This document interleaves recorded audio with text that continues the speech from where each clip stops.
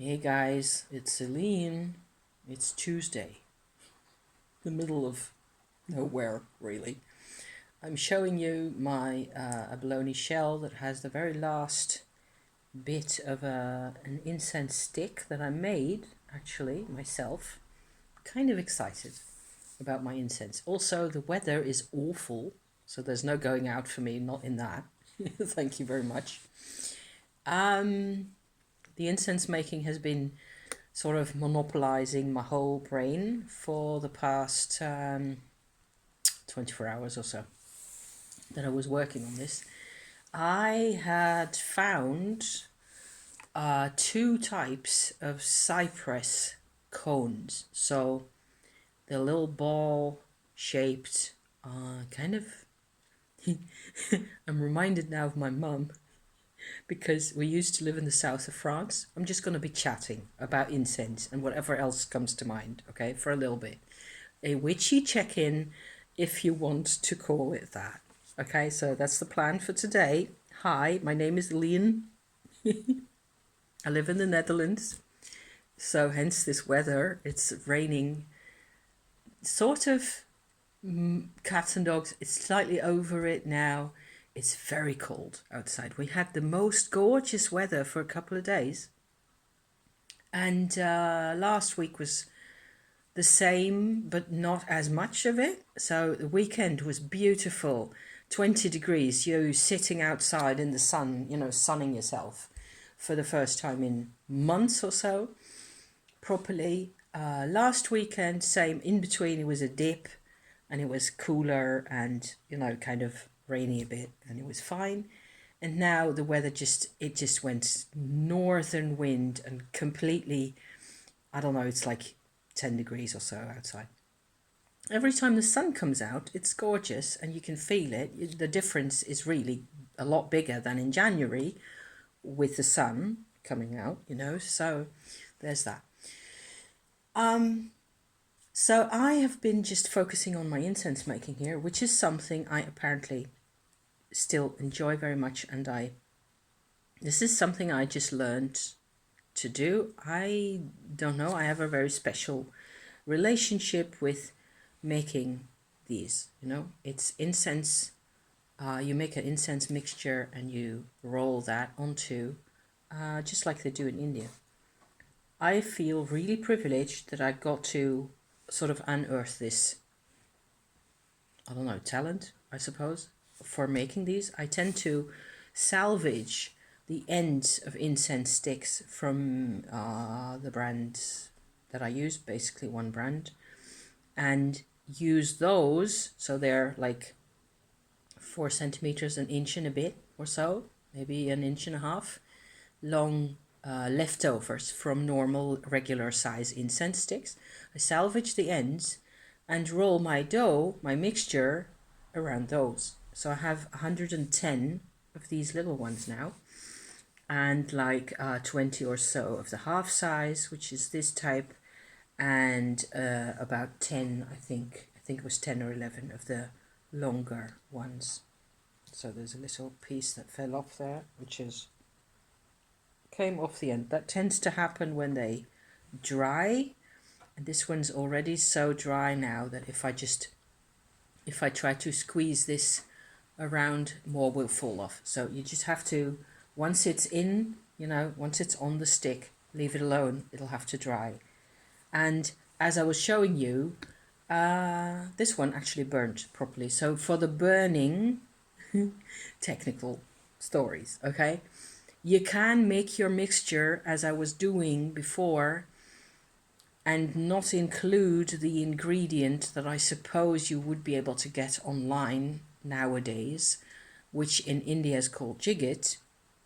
It's like a sticky a wood powder that's akin to rubber, actually, and if you add water to it, it becomes really sticky. So they use that with your ingredients to make hand-rolled. It's the only way, I think, to make hand-rolled incense at all. If you have, your ingredients, whatever, they can just be a wood paste with some perfume oil in for a fragrance. Or, as I have done, and this is where my rabbit hole has been going, I found those cypress balls. Okay, so there's two types. I actually have put three types of cypress in here now, I remember, because last time I did this, which is a couple of months ago, I made a version of, I suppose it's always the same kind of witchy mix that I tend to love to make. But this one is more specific. This one's different, okay? But the first one, the one I made in the winter, and the one that's the same one that I made a couple of years ago, has the cypress cones, okay? Just like pine cones, but the cypress version of that from the south of France, okay? They have, I suppose, in the incense version, there isn't really an immense difference between the fragrances. You'd have to really have them together, and they have to be the same age, you know, and you actually would have to distill them to get the oils and the resins out and then compare. Then there's going to be subtle differences. I'm not in it really for the fragrance at this point, even though it's quite fragrant. My whole room is very fragrant now with this whole stuff that's in it now because I was burning that big stick, and before that I had a couple of other little ones as well. The thing is with the cypress, I connected it to Hekate, our Greek mother goddess, if you like, just to put that very simply. For the first time. The last time I didn't do that. The last time I made a formula that was like, it contained mugwort as well, and I put sweet resin in as well. So like benzoate, for example, is a very sweet type resin. It's all natural, but those were gotten online. I also put a little bit of resin in this one, also because resin tends to help with the burning. But the thing is, what I feel is so special, is I went back to the trees that are in the little park over there somewhere, which I don't think I've ever shown you. It's a very small park, but we do have quite a few interesting looking trees over there. There's a pond, there's a coffee house, and it's really quite pretty for considering it's just a couple of square, meters really. It's very it's tiny, but it's quite pretty. And there's two types of watery cypress trees down there that are actually sort of not really native to the Netherlands necessarily, but it turns out that they are native. There's the water cypress, and these are translations from my Dutch names that I found, okay? So I'm not sure of any English version of these. I know that the water cypress is called Metasequoia. It's kind of a sequoia tree, which we know from the Americas, of course, the big ones, the really big sequoia trees. Remember those? Which do produce cones as well, but they're quite different, and I don't think they're very fragrant. The big sequoia trees, in parentheses. Okay, I haven't tried those, and I think I should. I know one of the big sequoia trees, in another town not too far from here, where I actually used to live back in the day. So that might be a good excuse to go visiting and, go there, have a coffee, have a little shop around or whatever at some point, whenever the weather will allow me to do so. And then I could do another incense making adventure with the sequoia cones and compare vibes with that. Because I'm completely obsessed now with this whole cypress deal. And the water cypress is actually a metasequoia, so that's kind of related to the sequoia, I suppose. They look fairly similar, but a lot smaller. They're like your regular tree bowl size, something, like something like that. Not the massive, huge things. And the other one is a swamp cypress. We call it a swamp cypress. And it's, let me see, Taxodium, Latin name, something like that. I think it's quite a different type tree. The interesting bit about that one is that it creates, I read about this in some plant website. It creates like knobbly root growths on top of its tree roots, because the swamp cypress likes to grow in water. Actually, it likes to sort of sit in water up to its knees, if you like, and so it makes knobbly knee like extra roots to get air, oxygen to the roots, is what they're for. So I thought that was utterly fascinating. And I've always loved the cypress trees in the south of France. As my candle is going out, which I have to you know, relight then. Let me see how I can do that in a little bit, because I want to keep the candle on with the rain and the dismal dark weather. I've always really enjoyed cypress trees in the south of France. I'm reminded now, they're all over, and they're like not limited to graveyards or anything like that, even though there's quite a cultural association with graveyards. I don't really I mean, I know of that. It's not that I don't like the graveyard association. It's just like with yew trees. Only yew trees don't make anything fragrant, as far as I know, or as far as I've been able to use, that you can, make incense from. So, whereas the cypress does. I have seen one cypress tree that used to be back in a village where I used to where my mum used to live back in the day, like 30 years ago. So that was also very big, but it was fairly rare. Normally, the cypress trees tend to be like that same sort of a normal-ish kind of a size. They're slow growers, and for sure the scent of the cypress tree in the south of France is a lot sweeter because they get more sun and all that. So, but I was fascinated to find those cones right around my corner of my house here, like half a mile walk away, and nobody knows anything about them, of course, and certainly nobody around this area will think to use them as incense, because nuts and witchcraft and help, that kind of thing. So here I was like, I can maybe try again to grind those up in my mortar. Okay, so I have a big stone Indonesian granite, heavy stone mortar that I use for this kind of stuff. And I spent 2 hours or so, like an insane amount of time, while listening to YouTube and or thinking and reading or whatever else, just pounding away at those couple of those cones. And there's the small ones from the water cypress, which are really symmetrical. They're like they have their scales going really symmetrical, like this, one after the other, like so. So they're really pretty. And my mum, back in France, the old ones and the ones from the trees over there, they're very irregular. She used to call those witches yo-yos, because they're wonky and different. So that was my mum. I will never forget the witches yo-yos.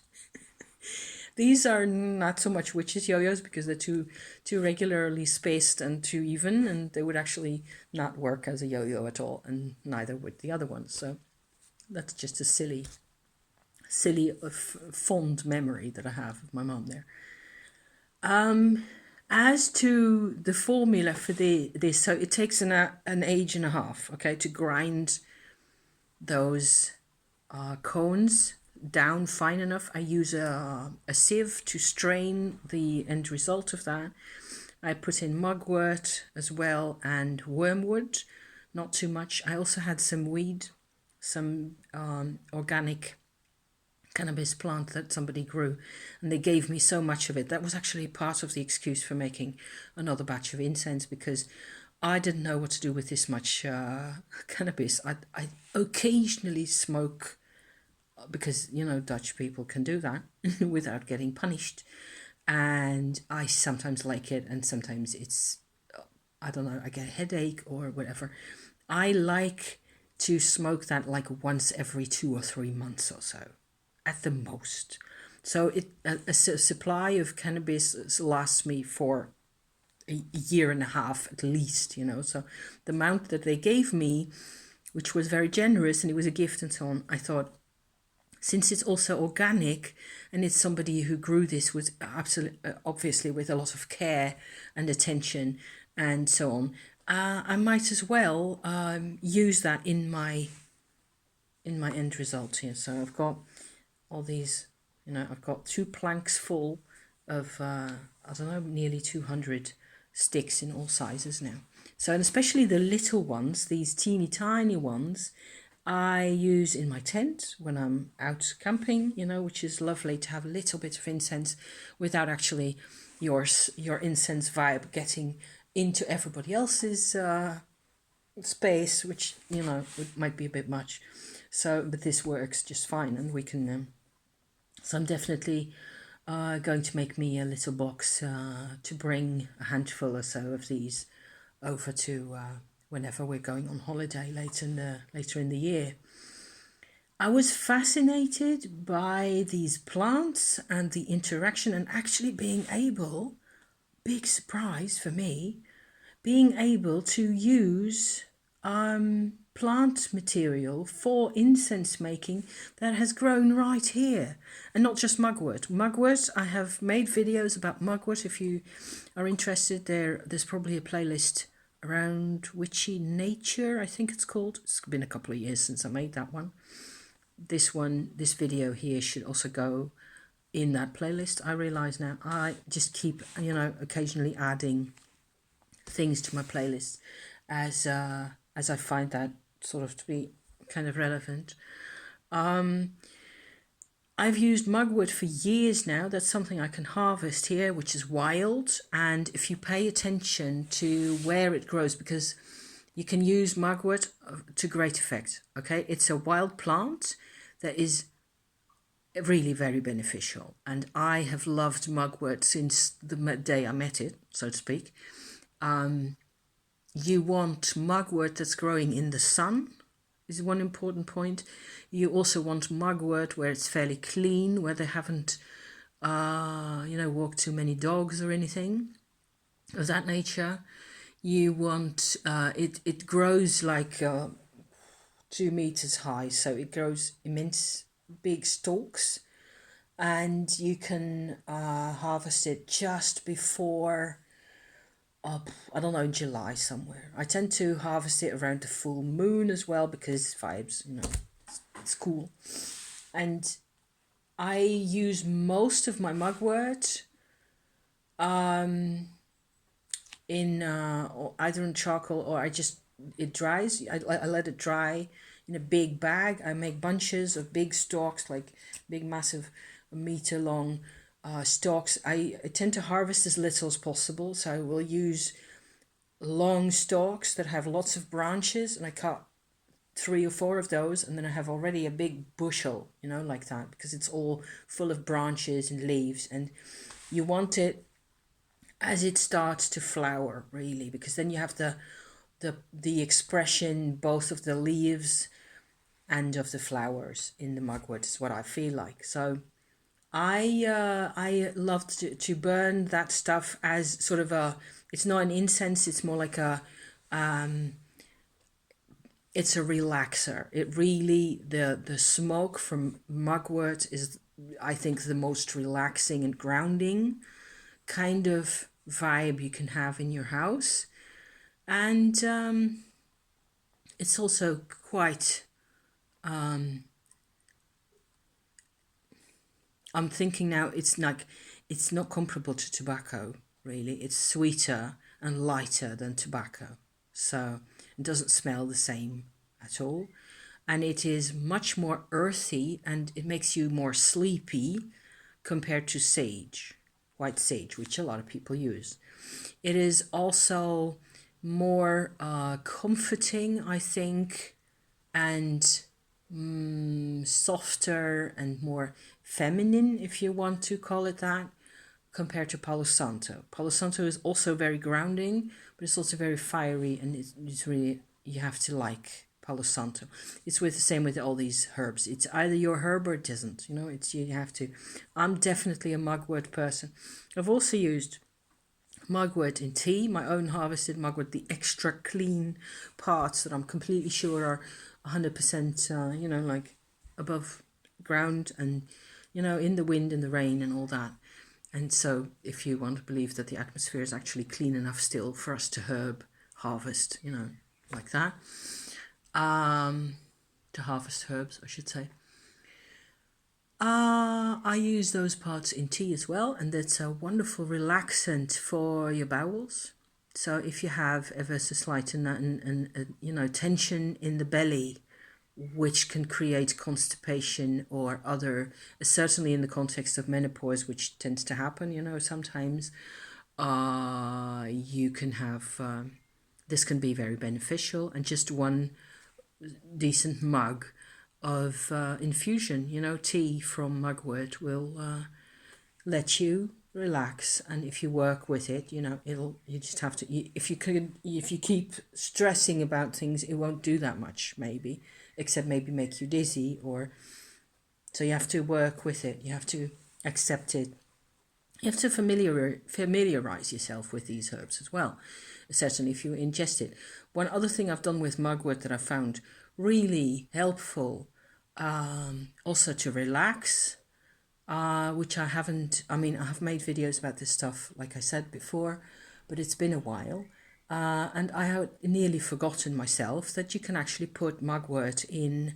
The ideal way is to make a strong infusion, so you use a bit more than you would for a cup of tea, and you put that in your bath and soak in the mugwort extract. That's wonderful. It's so relaxing, and I think it's one of the ways I've become most intimate, if you like, acquainted. Really, I know it really well. I know what it does. I can feel what it does. And whereas if you drink it in tea, it's fine. The smoke will actually, you shouldn't overdo it really, because you can, just like with cannabis, you don't also want to, I don't find it addictive though. You can go weeks without any use of mugwort and completely forget about it until all of a sudden it's like, oh yeah, I really would like some now. And that's how I go about with cannabis as well, by the way. So, because I don't like to rely on things to solve my problems for me. If I have a problem with tension or nervousness or anxiety or anything, I first need to address what's really going on, of course. All this is to participate in nature and to have nature in my life, and to, you know, to thank the universe for, you know, being allowed to do this. And I, you know, love making incense, and I love all the herbal remedies and all that. So the same story, or the same kind of, you know, be careful how you use this, applies to wormwood, which is just like mugwort, really small, very bitter, very strong taste, which is especially the flower buds, little balls of buds on the sticks, are extremely bitter if you drink those in tea. It's very uplifting, and you can completely see why people love to drink this stuff. And in France, of course, it's been really popular as absinthe, which is wormwood distillate, you know, alcohol. And so I've been reading up about that a bit. And vervain in the south of France, where we're going next in the summer, they use vervain a lot, which is vervain, you know. And that is not in my incense at all, because I don't have any locally harvested plants of that at the minute. So the perspective on for the incense was really, I've been trying to sort of connect this watery kind of a cypress vibe in with the other herbs. There's a bit of what else? There's, I put some resin in as well, which is a black and white kind of a church incense type, very one type only, which I don't really know what that looks like. Frankincense. It's I know what it looks like, but I don't know for sure what plants it comes from. Okay, there's myrrh and there's church incense, boswellia. There's all sorts of kinds. Most of those are much more transparent. This one's a sort of a black and white lump of goo that they sell you, and I have, and it's quite kind of sweet and it smells quite nice. And I added some just to have the also the burning quality of the, because you want your incense mixture to burn in the end. That's always the challenge.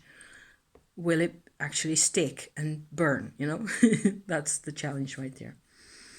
And tonka beans I added in my mixture, and that was the first time that I used actually 3 of those black almond-like beans, also gotten from the internet. It really goes together very well. And the last ingredient, which was also a personal harvest of mine, mosses. So I don't think they're actual oak moss because they grow on pine trees. These big, leafy, curly, white, silvery, grey mosses that I harvested a couple of years ago and dried and just kept in my supply store. And everything just got ground up together and really and strained in my sieve over and over, which I did last night. And then you add your your working material, your jigget, to that, and some rainwater even. So it was a whole experience, making this again. And it turns out I really love doing this. And I like that the end result is actually getting better and better all the time, because I've found also in my store cupboard, which is right there, this dark blue patch here contains all my essential oils, and down the bottom are my resins and my incense making kit and the all the paraphernalia, charcoal powder and so on and so forth. Most of which I still have left over from the time when I used to work for an incense making company. So not as a maker, as a sales rep I was. So, but that's how I sort of learned to do this. And it turns out that it's like, as I was making these, I was opening up to a Hekate kind of a vibe because of the cypress and the other herbs. And I was kind of making a space where every time these get burnt, these get used, these sticks, a little of that other world kind of a peacefulness comes through, which is what every ingredient in here that I've mentioned so far, is a part of, really. It's every ingredient celebrates this, what I feel certainly as a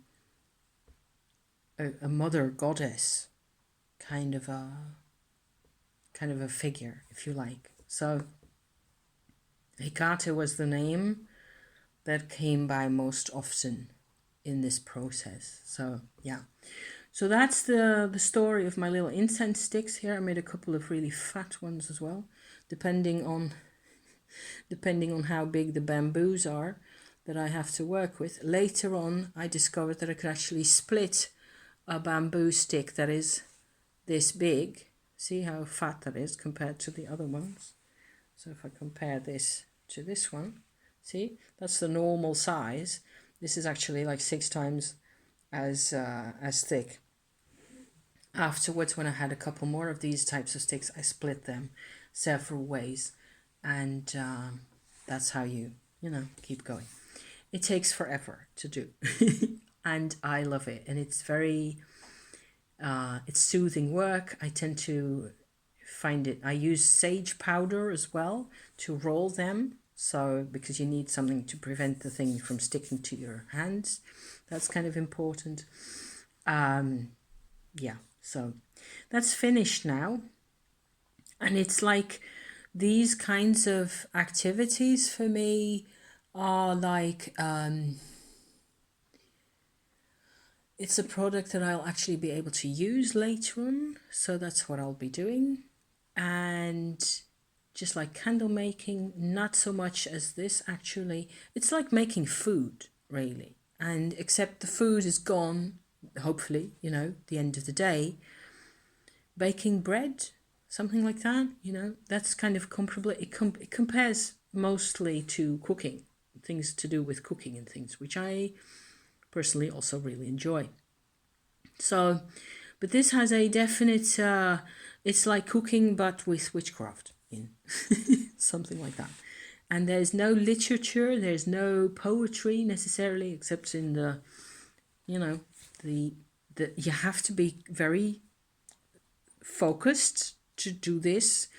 And as I was trying to say earlier, also before I cut myself into something else again, the mixture, as I have enumerated these ingredients, if you want to experience this for yourself, and you can find these types of cones, and you do have a stone mortar, and you can find you some mugwort and whatever else, it is never, this isn't harmful. I don't suppose there are herbs that much that you could burn, as if you dry them and burn them, and you could actually harm, maybe mushrooms, that'd be tricky.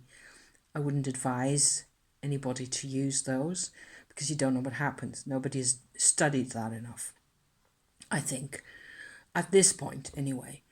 But as to herbs, I don't think there's any that you could find in temperate climates where the smoke of the herb would actually be dangerous in any way, other than you have to watch always where there's smoke. There's fire, of course, so you have to be careful with incense. Always make sure you're safe. Other than that, this type of a mix of ingredients would work really well on a charcoal disc as well. Whereas with mugwort, I can just use a clump of dried mugwort, put that in a stone bowl and light it up and blow on it, and it will just create some smoke and then go out again. With a charcoal disc, you have to light those separately, of course. You know what I mean, I think. And there's different techniques to burn this kind of stuff. For this type of mixture with the cypress cones and the water cypress and the swamp cypress and all those, I had tried those on a charcoal disc separately before doing this whole thing here. So like last week or the week before, I had collected a couple of those cones to try them out. And especially the swamp cypress has a lot of really sticky red resin inside. So it like begs to be asked to be used. I mean, it's positively begging, okay, to be used as incense. Smells wonderful, sticks to everything, sticks to your hands, your clothes. Then again, it does wash off, contrary to some other types of resin, like pine cone resin, for example, from the forest, where I've collected pine cones to put in my fireplace to light the fire. Sometimes we've had those where they were actually, I was so sticky for 3 days after, before actually getting rid of that stuff. So, but that's a very different smell, it turns out, actually, which I always also very much enjoy. I have enjoyed using, sticks or cones from the forest in my fireplace. The cypress is different. There's a little bit of I put flower buds in that I found in my collection of ingredients. I remember now, little, but I don't think they contributed that much. It was mostly pollen and a bit of fiber. There was very little resin in there, so I don't think that will have done that much. I like the idea of there being pollen in there, but that's all there's to that. So the kind of fragrance that you get from resiny pine cones, which is, I personally really love very much, it's much more, how do you compare fragrances? God, what am I getting myself into? I don't know. it's in one way of putting it would be probably like it's more refreshing, but it's also more normal. It's not as intense. Then again, I put a lot of intensity in this particular recipe. So, yeah. So, I find this kind of work to be really therapeutic. I need my sticks to be left out for another 24 hours or so to dry. I just finished barely making them, and I made myself a cup of coffee when I was done, and some of these are really still quite cold to the touch because they're freshly made. So the other half that I did last night are quite dry now. So that's that. I find this really it's like a Zen kind of a yoga kind of an exercise. I had a lot of we had a in this it's been a mess. Life has just been everything this year seems to be turning upside down and inside out, and we do not get a lot of time to breathe in between. My husband's working the whole time. He's flat out trying to get everything done by himself again, and luckily he seems to have, gotten back to his feet, but last night he was it was miserable, and I feel sorry for him, and I make things worse sometimes, which is also, tends to happen. So he overdoes it, and we all do. And I had, like these practical things happen where I have where I live here, there's like out my, what do you call those? Like my neighborhood, this small square here, where it's just our houses, like 30 or so houses, are all the same, with a grassy lawn in the middle and a couple of parking spots. Out the street to the main street over there, and then to the right there's my normal square with my shops and everything. Really close by. There's also my market on Wednesdays that I always go to.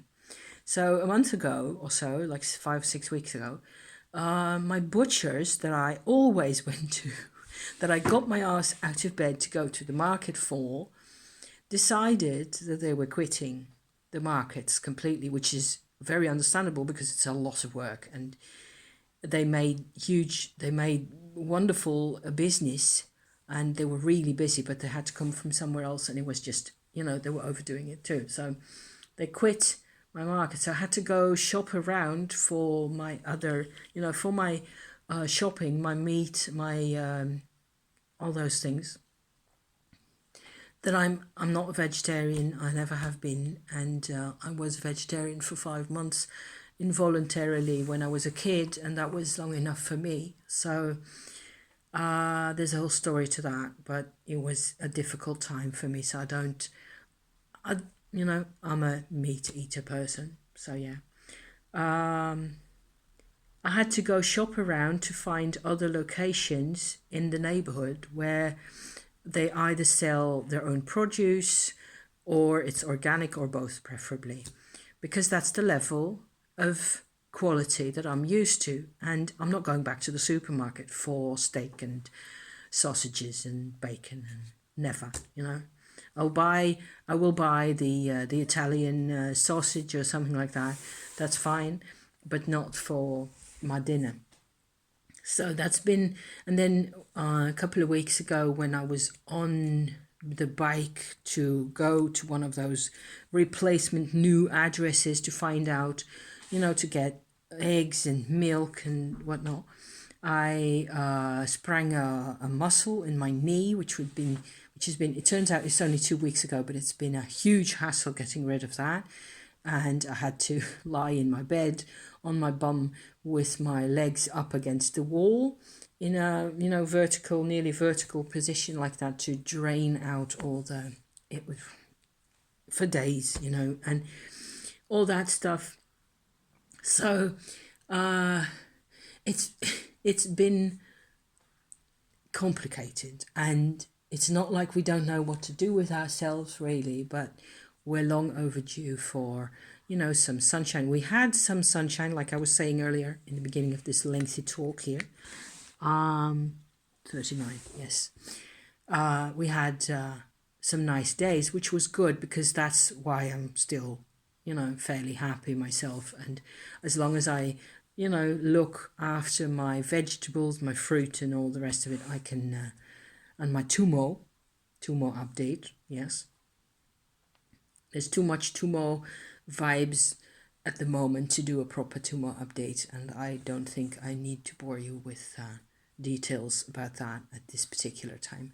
It's a whole different story, and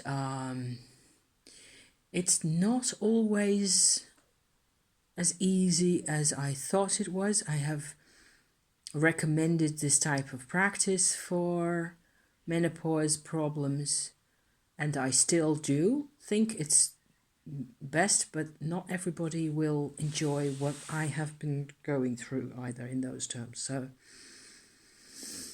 time for a cup of tea. I think it's 4:15 now. I think this is where I'm going to leave it.